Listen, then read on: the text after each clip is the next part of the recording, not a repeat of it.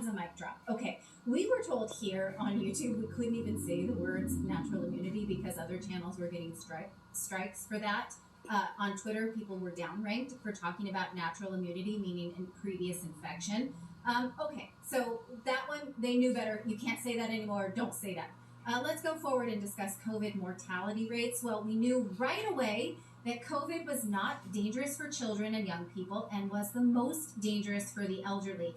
Here is real data from the CDC today showing that, again, people who are older have a higher risk of death, not with COVID, but involving COVID now. They don't even attribute these deaths to COVID anymore because they cannot prove it, because they told us that people were dying of COVID when really they had comorbidities and pre-existing conditions and complications. And in fact, later they would report deaths involving COVID as COVID.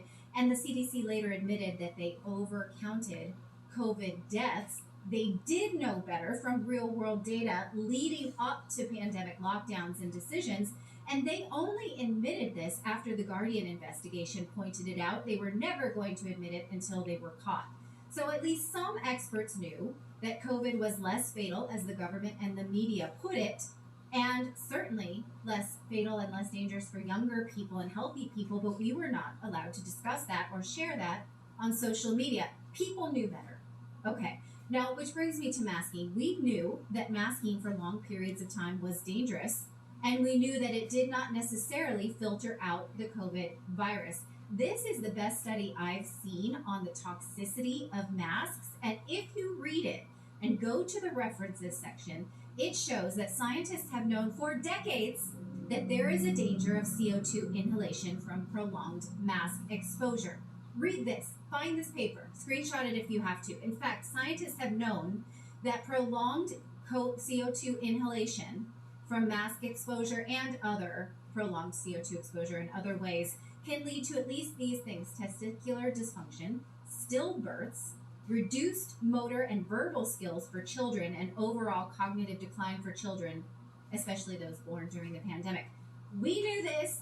At least some of these studies are dated the 1970s, so somebody knew that the mask requirement could be dangerous for people, so why weren't we allowed to say it? And in fact, on YouTube through 2021, there was a ban against what they called misinformation, including claims that masks do not play a role in preventing the contraction and transmission of COVID-19. In fact, Senator Rand Paul had a video removed and a suspension from his channel because he posted a video saying that masks did not necessarily prevent the spread.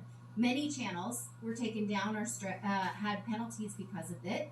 Why didn't we hear from experts who'd been studying this for decades? During the pandemic, this data existed. Why did they keep it from us? We also knew that COVID particulates could penetrate masks, and when they did, masking could increase the danger of COVID due to something called the Fogan effect. This is a study from 2022 showing that mask wearing can make COVID exposure worse, given that when the virus gets in there, you can't exhale it. It goes deeper into your lungs while you're wearing a mask. And so you may get a bigger viral load, and that increased mortality rates in counties that had mask mandates. But yet mask mandates were kept in place. We never debated the Fogan effect. Why? Okay, we